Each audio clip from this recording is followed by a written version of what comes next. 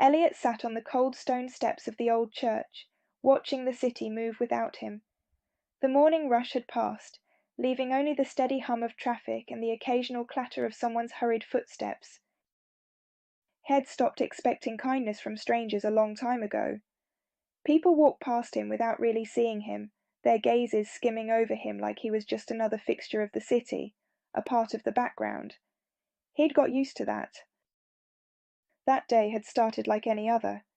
His hands ached from the cold, his stomach gnawed with hunger, and his tattered coat did little against the February wind. He had enough change for a coffee if he stretched it, but nothing more. Then, while shifting his position on the steps, he noticed something near his foot, a coin, small and tarnished, half hidden in the cracks of the pavement. At first glance it looked like any other, but when he picked it up, he felt its warmth against his palm, as if it had been resting in someone's hand just moments before.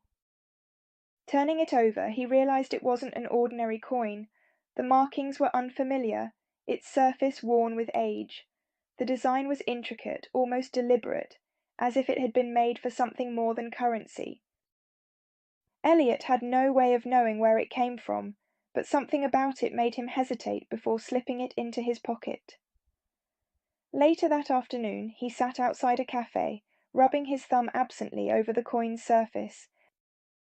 He had managed to buy a small coffee with his remaining change, enough to warm his hands for a little while.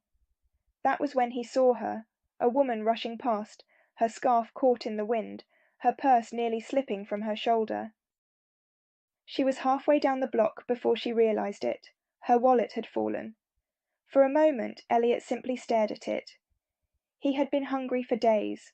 Whatever was inside could buy him food, a warm place to sleep, maybe even a bus ticket out of the city.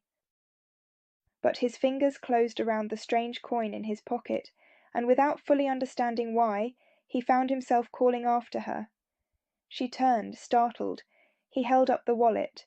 Her relief was immediate, her gratitude genuine. She fumbled for words, for a way to thank him. Before he could refuse, she pressed something into his hand, a folded bill, far more than he'd expected. When she walked away, she left behind more than just a reward. Elliot stared at the money, then at the coin still in his palm. A single choice had shifted something. That night he bought himself a warm meal. The next morning he used the rest to clean up at a shelter, to print an old resume, to take the first steps toward reclaiming something he'd lost long before he ended up on the streets. A week later he passed by an old antique shop in Greenwich Village. He'd never noticed it before, but the display in the window caught his attention. A small wooden box, its surface carved with intricate circles. And next to it, resting atop a folded piece of parchment, was an identical coin. The parchment held a simple message. What is given in kindness is never truly lost. Elliot reached into his pocket, tracing the edge of the coin with his thumb.